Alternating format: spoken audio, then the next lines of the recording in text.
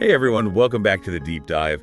We're diving into some pretty fascinating stuff today, really getting into the nitty-gritty of things. You come here to understand things on a deeper level and to do it without wasting time. Absolutely. That's the whole point. And I think today's source material is, well, it's a perfect example of how much depth you can find in a single text. We're looking at Psalm 51. Yeah, Psalm 51. Now, it's important to remember the context here. I mean, we're talking about King David, a pivotal figure. Oh, absolutely. This psalm is attributed to him, and it's tied to a really, really intense moment in his life. This is after the prophet Nathan confronts him about his, well, let's just say his relationship with Bathsheba. Right. So you've got this powerful king, a hidden sin. It all comes to light. I mean, talk about drama. It's a story that has resonated throughout history, for sure. But the really fascinating thing about Psalm 51 is that it gives us a direct look into David's response. It's raw, it's honest, it's unfiltered.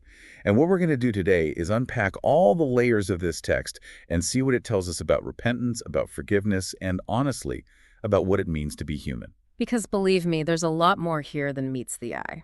So we're going to start right at the beginning with David's initial cry for mercy. It's pretty powerful stuff. Oh, it is. The psalm opens with a direct appeal to God. Have mercy on me, O God, according to your unfailing love, according to your great compassion, blot out my transgressions. Oh, okay. Right from the start, it's intense. But notice what he's basing his plea on. He's not saying, hey, look at all the good things I've done, so cut me some slack. Right. It's all about God's inherent nature. Unfailing love and great compassion.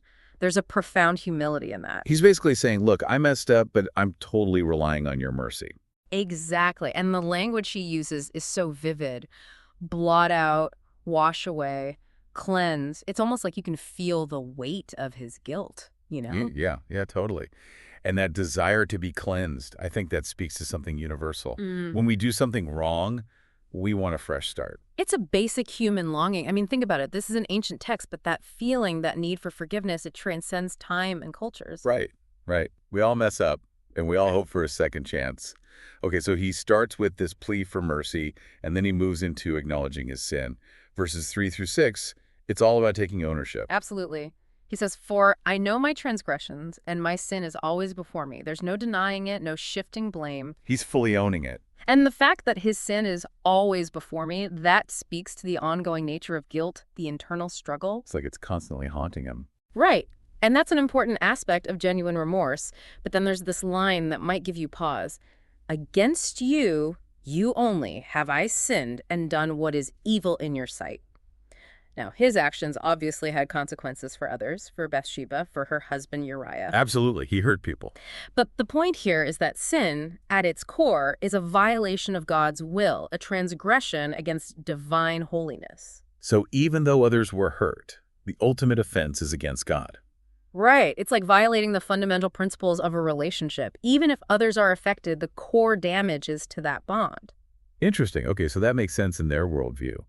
And then he says, indeed, I was born guilty, a sinner when my mother conceived me. Wow, that's a pretty heavy statement. It is, and it's been interpreted in many ways. But one way to understand it is not as a condemnation of some inherent evil, but as an acknowledgement of human nature, our tendency to mess up. So not like we're born evil, but that we're all prone to making mistakes. Exactly. It's interesting, though, because right after that, he says, surely you desire truth in the inner being. You teach me wisdom in the inmost place.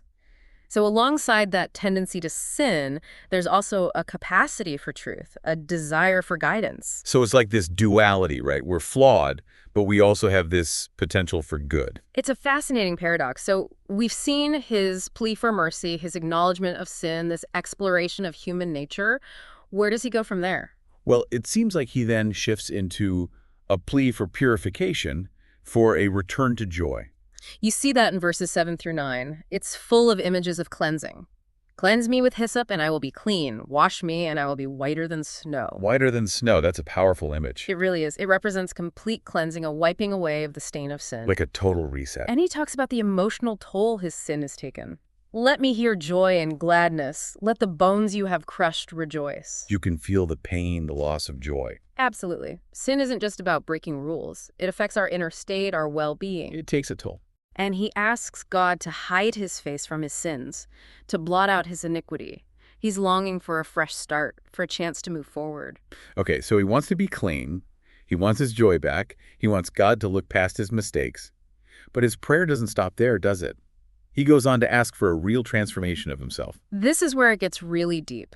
Verses 10 through 12 are about the heart of repentance. He says, "Create in me a pure heart, O God, and renew a steadfast spirit within me." A pure heart, a steadfast spirit. That's not just about saying sorry. Right, it's about a genuine desire for inner change. He recognizes that his actions came from a flawed inner state, and real change requires a renewal at the core. It's about becoming a different person. Exactly. And there's also this fear of being separated from God. Do not cast me from your presence or take your Holy Spirit from me. That's a big deal for him, that connection with God. Oh, absolutely. And then he asks for the joy of salvation to be restored and for a willing spirit to sustain him. It's a commitment to change, to living differently. It's not just about feeling bad, it's about wanting to be better. So we've seen this progression from asking for mercy to acknowledging sin to desiring purification, and now this plea for inner transformation. But then it seems like his focus shifts outward towards others. You see that in verses 13 through 15. He says, "Then I will teach transgressors your ways, so that sinners will turn back to you." His personal experience of repentance leads to a desire to help others. It's like he wants to guide others towards the same forgiveness he's seeking. Right. And he also says, "Deliver me from the guilt of bloodshed, O God, you who are God my Savior." He's acknowledging the deeper consequences of his actions, likely referring to Uriah's death. It adds another layer of weight to his plea for forgiveness. It does, and he ends this section with a desire to praise God openly. "Lord, open my lips, and my mouth will declare your praise." It's like he wants to use his voice to glorify God's forgiveness. That's a powerful image. Yeah. And then we get to verses 16 and 17, which offer a really interesting perspective on sacrifice. This is where the psalm challenges traditional notions of religious practice. David says, "You do not delight in sacrifice, or I would bring it. You do not take pleasure in burnt offerings." So all the animal sacrifices in the world wouldn't be enough. Not without genuine repentance. He says, "My sacrifice, O God, is a broken spirit. A broken and contrite heart, you, God, will not despise." It's the inner state that matters, the humility and remorse. That feels very relevant even today. It does. It's about authenticity, about true change of heart, not just going through the motions. Okay, so inner transformation is key. And then as we reach the end of the psalm, the focus broadens to the community as a whole. Yeah. In verses 18 and 19, he shifts from his personal sin to a concern for Zion and Jerusalem. Yeah. "May it please you to prosper Zion, to build up the walls of Jerusalem." It's like his own healing is linked to the well-being of his people. His repentance has this ripple effect. And he talks about future sacrifices being offered in the right spirit. So it's not about rejecting those rituals altogether. No, but the emphasis is on the inner state. The final verse says, "Then you will delight in the sacrifices of the righteous, in burnt offerings and whole burnt offerings. Then bulls will be offered on your altar."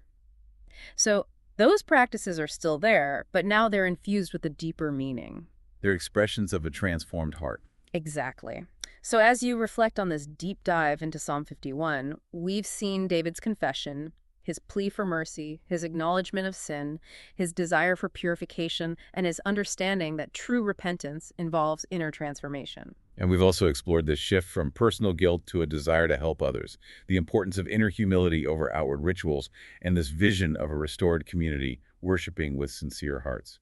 It's amazing how much depth there is in these 19 verses. It really is. And it speaks to something timeless, something universal about the human experience. It does. Those feelings of guilt, that longing for forgiveness, that search for reconciliation, it's something we all grapple with in our own ways. So here's something to think about as you go about your day. What does having a pure heart mean to you in your own life? And what sacrifices, not literal ones, but sacrifices of self, of pride, might be meaningful for you in seeking peace and reconciliation after you've done something wrong? It's a question worth pondering. Thanks for joining us on this deep dive. See you next time.